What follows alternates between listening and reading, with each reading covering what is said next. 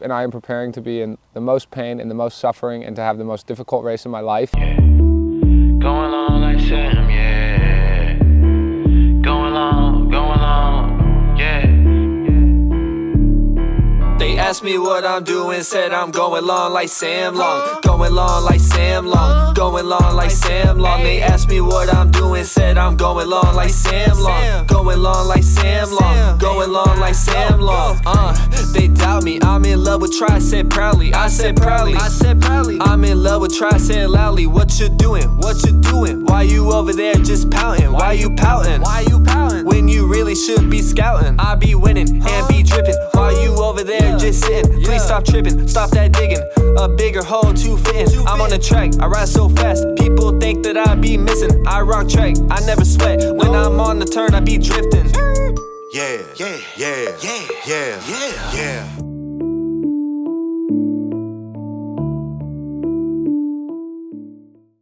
So you got a hard block coming up. Are you looking forward to the hard push here before St. George? Yeah, I'm absolutely stoked for this hard push, and I was actually dreading it beforehand, but it's amazing how a negative thing can end up being a really positive thing. So I've been totally open about it. I got sick, I was knocked on my ass for 3 days, I did 0 training for 3 days, and then I couldn't breathe for actually like a week. So I was trying to get jogging again and swimming again, and I literally couldn't breathe. So it's like, if I was going out and running my normal pace, like I was dying, I was basically suffocating. And in this time I was thinking like, wow, it feels so amazing to feel good and to be in tune with yourself and just to be healthy. And at first, when it all happened, I was actually like, oh, it feels great to have some rest and I got to sit on the couch. And by like day 5, I was like, I just want to train the house down. And now I could not be more excited about all the hard training to come and just to get after it and to be committed. And actually though, it's like, I'm not just trying to like crush the training with a hammer. I'm just thinking like, be grateful for how my body feels and be grateful to myself and respect my body and respect when it says to rest as well. What drives you in training? Well, one, the biggest driver is always myself. I can push myself to insane limits and get that, but I also love finding little nuggets of, oh, someone said this, or, you know, this is who the hype's all about now, and oh, this person said I suck, or even 3 years ago, this person said this about me, and I have an amazing memory, a collection of memories that I use to put on my shoulder and to fuel me. And I don't feel I need to share any of those memories, but they're in my own internal head and they fuel me. I noticed that you tend to add a little bit extra to a lot of workouts, 5 or 10 minutes here or there in the pool, or working an extra 50 feet of a sprint. If your watch doesn't match the coach's, is part of your success going that extra 5%?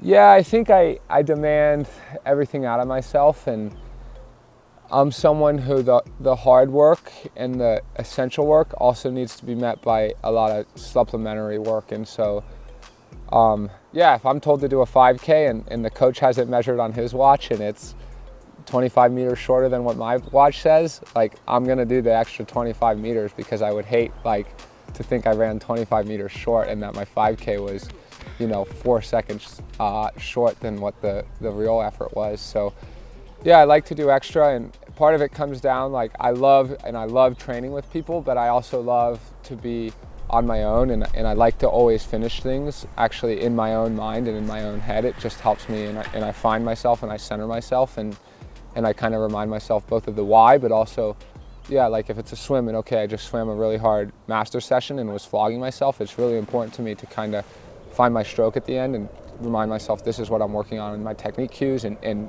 you know, everyone else might be getting out or they might be in the lanes next to me, but it's just like find my own zone and cut all the noise out. And that doesn't just carry over to training now, that carries over to preparing for the biggest races and dealing with the social media and dealing with the haters. It's like, okay, everyone can say this, but I'm always finding like, I mean, the best comparison really is swimming. Like, get in that swim lane, find your stroke, remember what I need to work on, and just stare at that black line and like, don't care what anyone else is doing.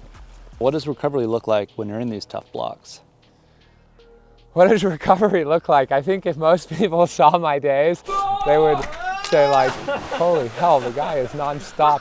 Like, he just doesn't ever stop, and he goes and goes and goes. But I find recovery, I guess, in my own self, and I just try and really relax in between sessions, even if it's 15 minutes. And of course, Laura Gruden is a very important aspect of the relaxation in the nights, and I sleep a lot, so it's like maybe I don't actually relax that much during the day, but I'm like a light switch. I'm on, and then I go to sleep, and the light goes off, and it's like the mind's off, the body sleeps, and I probably set records for the amount I sleep.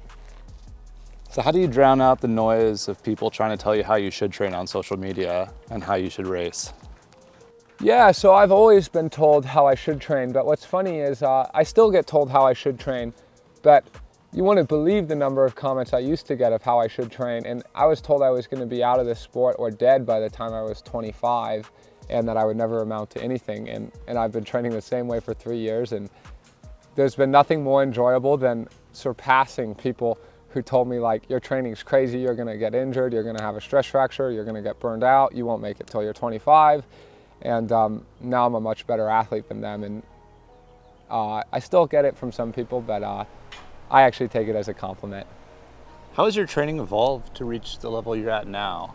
My training, actually, interestingly enough, I basically always trained more or less the same. Of course, when I didn't have a coach, I actually did longer, more epic days, and then would be really tired and have to have totally off days. But now I'm super consistent, but I actually train the same hours, the same type of training as I did 2 or 3 years ago, but it's easier for me now. So I used to kill myself in training and be absolutely pretty much on my deathbed, and now I keep things, honestly, I keep things under control most of the time. I do, of course, occasionally have to go quite hard, but most of the time I'm functioning at a reasonable workload, and that way on race day, I open it up a whole nother level. What do you see when you look forward and envision St. George? When I envision St. George, and I mean, I'm not going to get in trouble for this, but to be honest, absolute misery and absolute hardship, and I am preparing to be in the most pain and the most suffering and to have the most difficult race in my life. And I've learned, I've done 17 Ironmans in my life, and I've won 2 of them, and I've had some other good races at the time. And whenever I prepare for an Ironman, if I think about the good races and when I was strong, I get overconfident and I go in and I don't race well because I think I'm like really strong. So instead, I'm literally reminding myself that, like, I'm weak and that I'm not fast and I'm not strong and that I have to be smart and I have to be disciplined and that basically that I suck. So I'm preparing to be, like, I'm telling myself I'm the worst guy on that start line and that I have to do absolutely everything right on race day. So that's how I'm visually preparing. Do you feel right now as powerful as you look in your training? I feel good. Yeah, I feel good in my training. I mean, yeah, I feel good. So, but I want to trick myself that I'm the worst and that I'm the weakest, and then hopefully the strength comes, 15 miles into that run. All right, so where do you get this crazy energy that you use to train with? Where do I get my energy?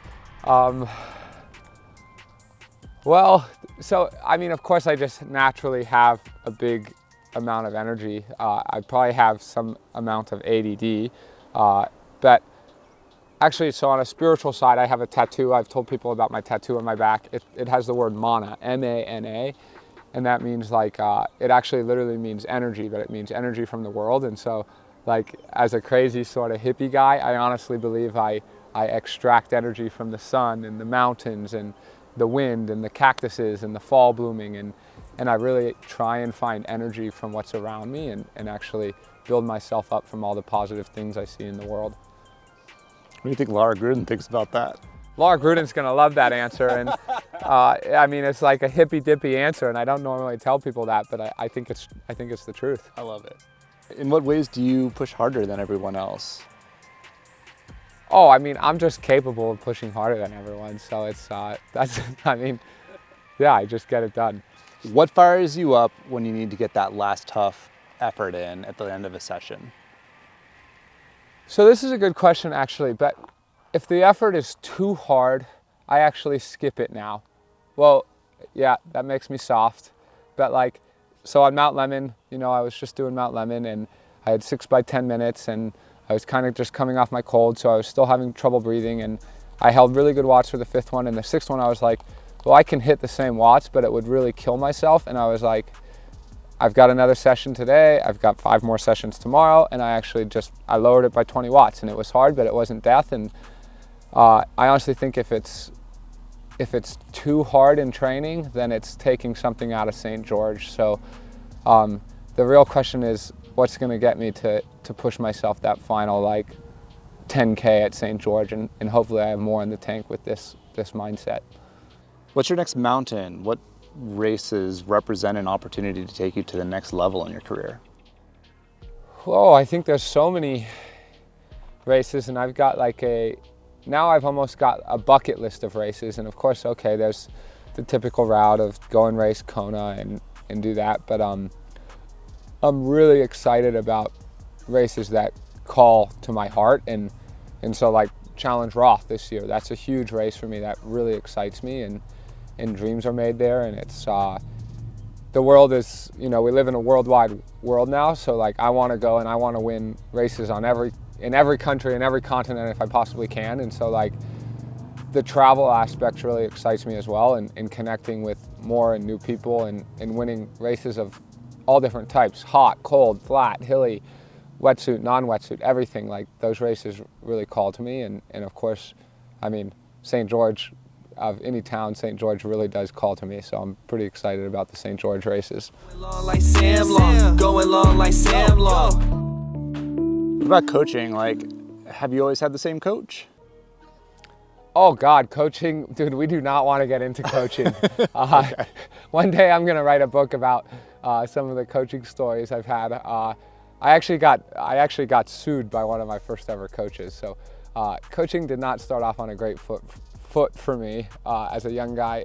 It was another testament of basically getting shooken and trying to get knocked down. But I rose up, I found a great coach in my coach Ryan Bolton, who's I'm now in my 3rd or 4th year with, and he's just been awesome, both on the mental side, the physical side, the support side. Like, he believes in me 100%, and the training's been awesome, and I don't have to look anywhere else.